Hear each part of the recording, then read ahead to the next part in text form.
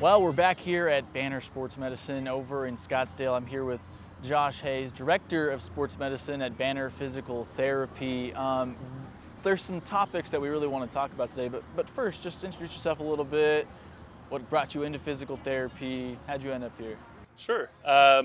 So I have been a physical therapist for 22 years now. I originally got into personal training and was working with clients and realized pretty quickly that I didn't exactly know what I was doing. It was more based on, hey, I like going to the gym, I like working with people and so forth. So ended up going back and getting my master's at the time in physical therapy.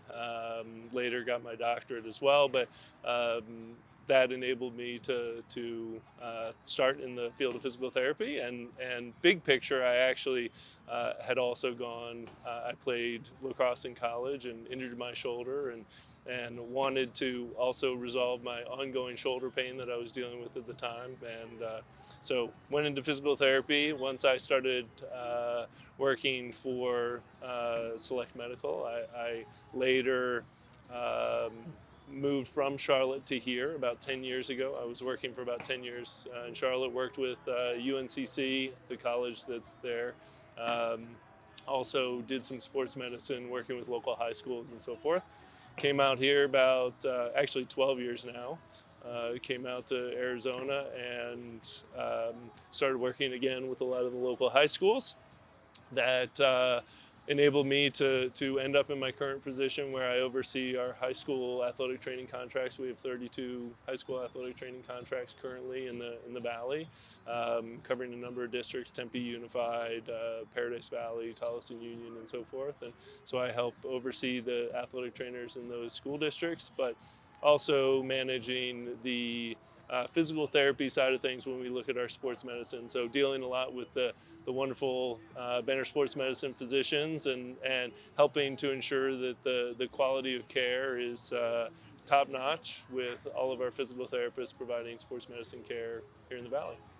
So, with all your experience, then it brings us perfectly into the topic we wanted to get into today. You have the lens of what's gone on in youth sports over the last couple decades, and specifically, we're seeing an increase. You were saying in ACL injuries among female athletes now. So where is this trend coming from? What is it that you're seeing specifically in that? Yeah, it's interesting when they've looked at the data. It's about a 2% increase per year since the mid 90s, and there are a couple of things that go into it. I mean, one is the diagnostics. I think that as healthcare providers, we're much more aware of ACL injuries. We also have better diagnostics to be able to diagnose it. So when somebody injures their knee in a Friday night game and they end up at their primary care physician, no longer is it like, oh, it's just a knee sprain. I think there's, again, a lot more awareness to, hey, let's make sure that we're properly vetting this and ensuring there's not some type of ligamentous injury. Um, Additionally, there's some extrinsic factors. So the way sports has evolved over the past 3 decades with increased specialization, earlier activity, like kids are starting now 10, 11, 12 with really intense workouts, going to, you know, strength and conditioning coaches and so forth. And I think that's where it's really important to be with the right strength and conditioning professional. One of the things that we look at as an intrinsic factor is how the mechanics, right? And so there's some gender differences when we look at how a male moves versus how a female moves, particularly in the 12 to 18 age range. And women, females have altered what we call neuromuscular control, how they're able to control the position of the knee when they do jumping activities, cutting activities, some of those more explosive movements. And if, let's say, for example, we go to a strength and conditioning coach that's providing really a low level program, right? And they're just doing squats, deadlifts, cleans, things like that. If you're doing that on top of poor movement patterns, you're actually increasing the loads on the knee, increasing the torque on the knee, and increasing the risk that they're going to sustain an injury potentially, versus if we do neuromuscular training to improve the position of the knee and then strengthen on top of that, that will decrease the likelihood of injury. There's lots of really good data that we can, in fact, decrease the likelihood of ACL injuries, for example, but it comes down to a properly structured program and so forth. So I want to dive into, you hit on a couple of things there, maybe we'll take one at a time. So specialization in sports. Is there a certain number of sports, specifically among the girls, where you're seeing the increase in ACL injuries? Is it a soccer or a softball or anything like that, or is it just in general? No, I think soccer is definitely number one as far as ACL injury risk. But Now in high school, you throw in the wrinkle of a girls' flag football here in Arizona. I'm sure yeah, there might that's be an one we increase haven't there. seen. We Okay. haven't seen the long-term data on that. But yes, you're exactly right. I think the concern is that particularly if it becomes a sport that we're seeing really high levels of specialization. The good thing is right now is that it seems like you're getting athletes in girls flag football that also play other things. So it remains to be seen how that's going to have an impact on injury rates. But I think when you're providing the same load again and again and again, there's a wearing down of the muscles that, again, ultimately protect our knees, our shoulders, and so forth. And so we've known for a long time that specialization is not necessarily a good thing. It's just that's a pretty big beast to overcome. There's a lot of reasons why specialization has become so prevalent, but I think from a specialization standpoint, if we can move towards playing a couple sports, I'll give you an example. When they look at bone stress injuries in runners, right? So again, even in things like cross country, we're seeing earlier specialization where it's like, well, I just like to run, so I go out and run. And if you play ball sports between the ages of 9 to 12, you are 6 times less likely to sustain a bone stress injury, because that actually helps develop that tibial mass, so to speak, the bone density that helps you longer term. But if you don't, if you just, hey, I run, I like to run, that's all I do, that actually increases the risk of injury, right? It's not ACL, but it's the same kind of principle of specialization. So I think that's why this is such an interesting topic, because I lived it. So growing up, like middle school, I was always baseball from the time I was a young kid. Did cross country in middle school, was really, really good at running. Started realizing, okay, if I wanted to be good at baseball, you start being told you're going to be too small because you run all the time, yada, yada, yada. That goes away. Freshman year comes, I had never played travel baseball. I think probably luckily, because a lot of kids playing 10 years on, you start seeing, especially in baseball, UCL injuries. End up playing water polo, transferring schools, getting in baseball as well, deciding, okay, now I have to go full baseball. I've done all this. And so that led to a UCL injury for me, even just 4 years of travel ball. I can't imagine what the numbers are when kids are playing 8 to 10 years of that, finding out at 10 years old. So when there is that battle of like, there is pressure, like let's say you're an average athlete and it's like, I really love this sport. I like playing other sports too, but I'm being told if I want to be good at this, I have to just stick to one thing. Do you have conversations with parents and athletes about that? About, hey, even though there is that pressure, it is better for your body long term to try different things too? Yeah, and I think it's what you said is key. It's a conversation, right?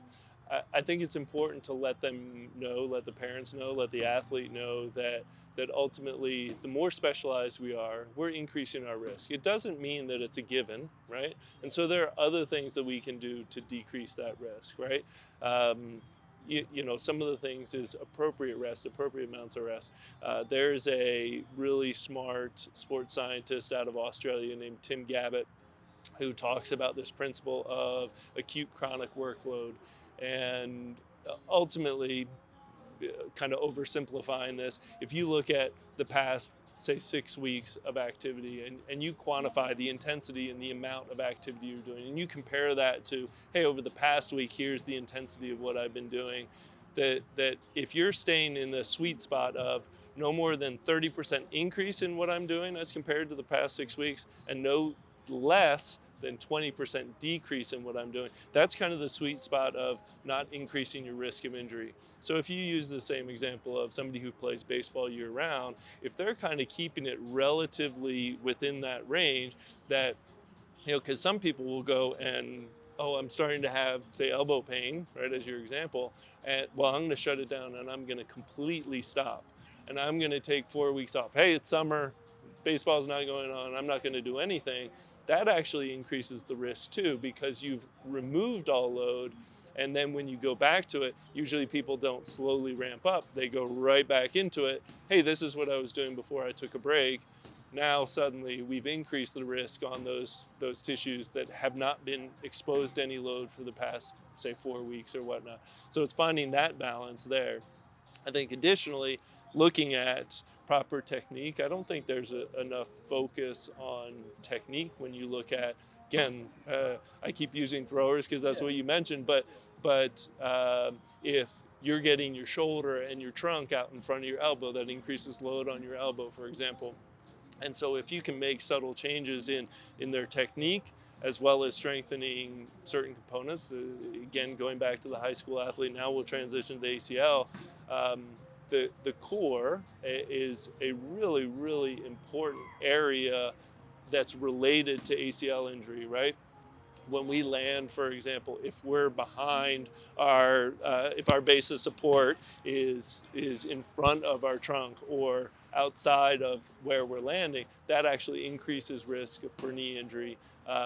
Same thing with the arm. If our trunk is outside the range of kind of where we're most strong and stable, that increases that injury risk.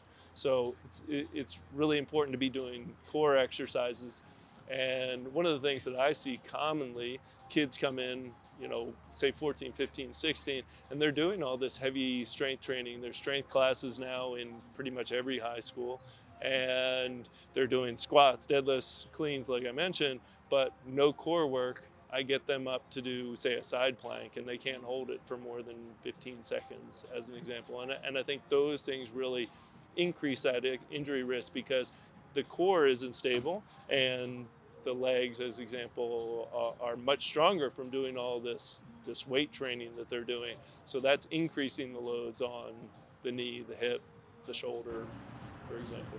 So the programming, moving past the specialization part of it, is definitely important. I mean, even I, looking back, realized when I was working out, it was the work harder mentality. So you're lifting with your team. It's more of a combo athletic type lift, and then I was going on my own, and basically it was just bodybuilding lifts, which is totally counterintuitive to what I was doing at the time.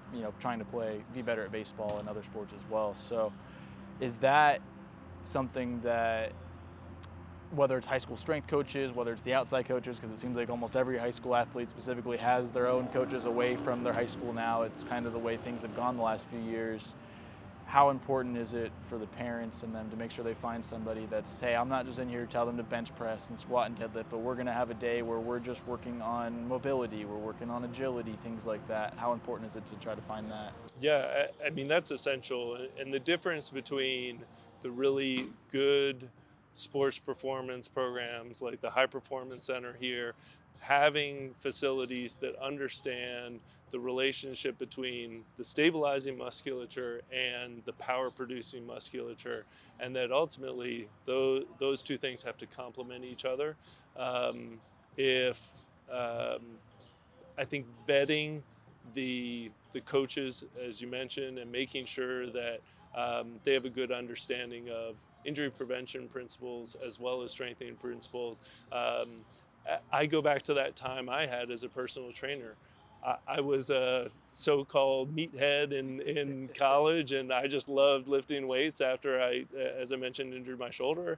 So I would go and just do kind of the standard lifts. So clients would come into me, and that's all I knew. So that's all I provided them. And I reflect on that now, and I really look back and I'm like, God, I was not providing them value for service. But again, that's all I knew. And so I think if somebody is coming in as a coach saying like, well, I play baseball, and so I'm going to give people what I did, well, there may have been a really good reason that strength and conditioning coach in college or the professional leagues was giving that to you, but that doesn't mean that that's going to apply to somebody else. Right.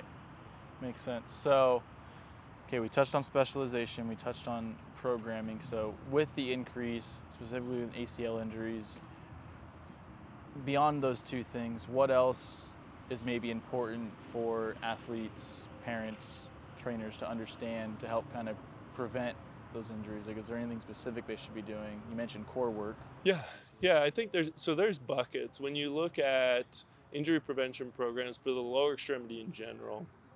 I think one, the strengthening component is really important, right? We have strengthening for the core. We also have strengthening for the hip. So the hip is an essential component to the lower extremity mechanics. So the muscles in your hip, your rotators and your abductors. Abductors are the muscles that lift your leg away from midline. So those muscles control the position of your knee when you're landing.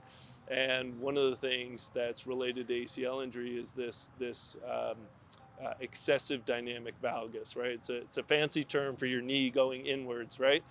And so if these muscles at your hip aren't strong enough and have effective motor control to be able to control the position of your knee, that increases your risk. So we oftentimes have patients that come in and we'll evaluate them and they don't have sufficient strength. So that's straightforward, right? Strengthening program for those muscles. But sometimes you have folks that come in that have the strength of those muscles, they're just not using them effectively. So that's more motor control. So another one of those buckets is that motor learning, that motor control piece, and that's technique as we talked about. So when you look at female athletes, jump training as an example, that's an essential component to make sure that the knees aren't coming in as they're jumping or as they're cutting. So we can look at really specific movements and say, hey, we want to ensure that for the cut, your knee's not going in. For your jump, it's not going in. So that's another important component. Uh, Flexibility can also be related to injury risk. One of the ones that is most prevalent in the research is your ankle dorsiflexion, so your ability of your toes to come up. So interestingly enough, that can create a whole host of problems if we lose that motion. We tend to lose that motion if we sprain our ankle. How many people are subjected to ankle sprains in high school sports? A lot.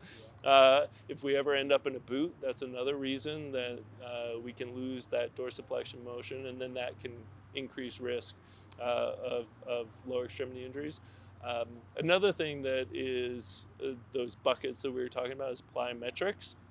So plyometrics are your energy storage and release movements. So a lot of jumping, box jumps, drop jumps, vertical drop jumps, and things like that. So those type of movements are also an important component to an ACL injury prevention program. And then last is that agility piece. We talked a little bit about technique training. Another part of technique is deceleration training. So in addition to that knee valgus motion being related to ACL injury, there's a lot of research in the past, maybe 5 years, that shows that deceleration may be as much, if not more, of a component of ACL injuries than that dynamic valgus. So as we're coming to slow down, how we slow down matters. A quick example with that is if we take big steps and we're using each step to really slow us down a lot, that can increase the load on the lower extremity, puts a lot of pressure on the tibiofemoral joint, and that can load the ACL. If we take shorter steps and really chop, they talk about this with, again, technique, and a lot of coaches do this. If you're breaking on somebody in a basketball drill where they say, chop your steps, that really helps you decelerate, putting less load on your knees as an example. So I think all of those individual buckets are an important component of an injury prevention program. It sounds like it has to take a long time, right? As I'm talking about this, it's like, Right. well, next thing you know, you're doing an hour of injury prevention. You can get each of those buckets with one or two things, and you can mix it up. So it doesn't have to be the same thing every day. It could, again, that's where well-designed programs are important in going to the right person, because they can say like, hey, we need a plyometric component. We're going to do this today. We need an agility component, we're going to do this today. We need a strength component, we're going to do this. And then applying it to you as an individual, again, not en masse. Right. And so then here at Banner, with all your sports medicine facilities, that is an emphasis, right, in all the programming that anybody that comes here to work has, right? Correct. Yeah, I think that's one of we have the centers of excellence, as I mentioned. Those are places where we have additional training for the therapists, so they know better how to design sports medicine or sports performance type programs, and they've had an increased focus in all their training in sports medicine. There's also additional equipment at those facilities to be able to really get objective data. Similarly, the High Performance Center has a lot of that same equipment, whether it be force plates, to be able to really determine, are there asymmetries? Are they, is the individual, have they lost explosive strength? Are there certain buckets that we were talking about before that we need to focus on? And oftentimes the equipment can help give us those answers. I think you've seen in the past 5 years a lot of change within physical therapy to better understand the sports scientists uh, realm and learn from what sports scientists have been doing in the major leagues in particular for a long time now, to then develop better programming for their patients or athletes in their centers. And again, that's what our centers of excellence do. That's what the high performance does, our center here as well. So to wrap things up a little bit, so seeing, the increase 2% a year in ACL injuries since the 90s, we touched on, a lot of the things that can maybe help decrease it. How is there going to be, maybe, this is probably more subjective, I don't know if there's like a concrete answer at this point, but how is there going to be sort of a fix or awareness about it so that more parents and stuff are aware? 'Cause to me, like you mentioned with flag football, that seems like that should be a sport now for every athlete, whether they play softball, soccer, basketball, of like, hey, this is something that looks fun, it's new, go do it because it's going to help you with your body, moving different ways, things like that. That might help with some of it. It's only one layer, but are there things that you're seeing that maybe will help decrease those numbers over time? Yeah, and that's tough. I mean, uh, there, I think there can be a lot of different fixes. I think, and I think there's becoming an increased awareness of injury risk, and I think there, by extension, an increased awareness of injury prevention programs. And so you do see kids that are going out and they're seeking out sports performance locations. I think the challenge is, again, whether or not that's a sports performance location that is intentional with their programming or not. So I think that comes down to the awareness piece and asking the right questions as the parent to make sure that you are going to a location that gets it, so to speak. I think other things that could change this over time is, um, this one's probably the hardest one, but if you look at specialization, if a coach has their own club program as well, and they say, well, you're not going to start for me on my high school varsity program unless you play for my club. Well, you need enough people starting to say, like, you know what? No, we're gonna focus on either the high school sports, or yeah, we'll play club, but we're only gonna play during this season.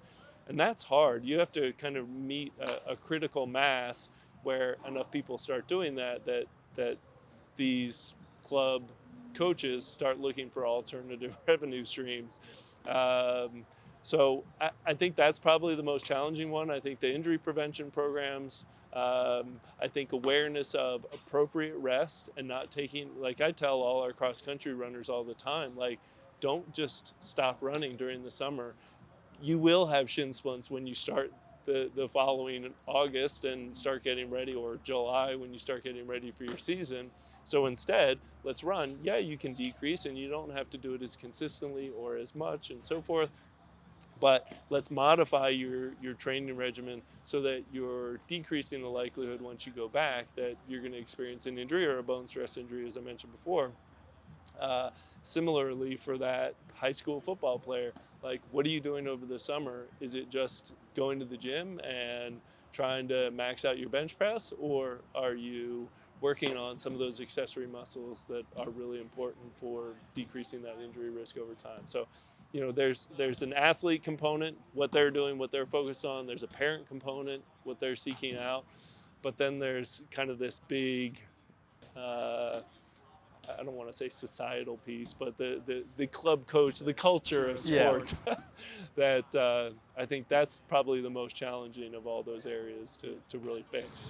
No, I think I agree. That is something that needs to change. And, I do, obviously, covering high school football out here, I see a lot more coaches starting to, encourage their kids to, hey, go play other sports, go do other things. We want multi-sport athletes. So that's always a positive sign. But, yeah, specifically, I'd say basketball, baseball, softball, that's where I think that's really prevalent with the year round. You got to be playing in baseball, softball. You might play 300 games a year from the time you're 10 years old. And it's, if you don't, you're not going to be good enough to play at college. So you got to spend all this money now to maybe get free college later if you're lucky. And but beyond all that, it's causing a lot of harm to the body. Well, and that's what I would also mention.